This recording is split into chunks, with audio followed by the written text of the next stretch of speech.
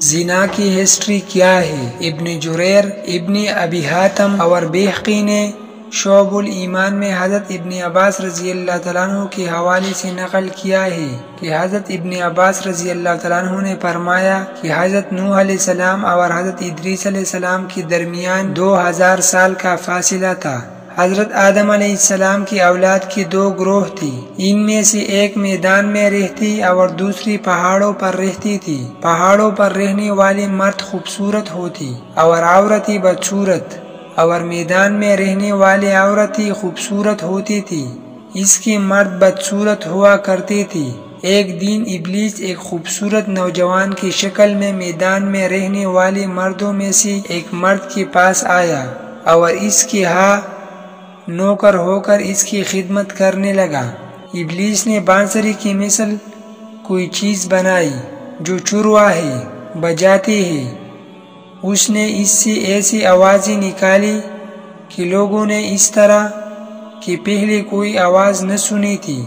یہ آواز اس پڑوس میں پہنچی اور چنانچہ سب اس آواز کو سننے کے لیے اکٹھے ہو گئی اور اسے تہوار بنا لیا۔ سال میں اسے سننے کے لیے ایک مرتبہ لوگ جمع ہو جاتے، عورتیں مردوں کے لیے اور مرد عورتوں کے لیے سنورنے لگی۔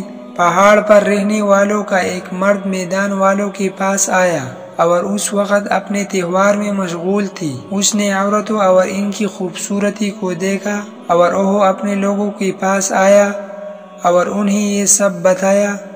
چنانچہ وہ بھی پہاڑوں سے اتر کر ان کی طرف آ گئی۔ یوں ان میں پہلے بد نظری شروع ہوئی اور دیکھتی ہی دیکھتی وہ بدکاری یعنی زنا۔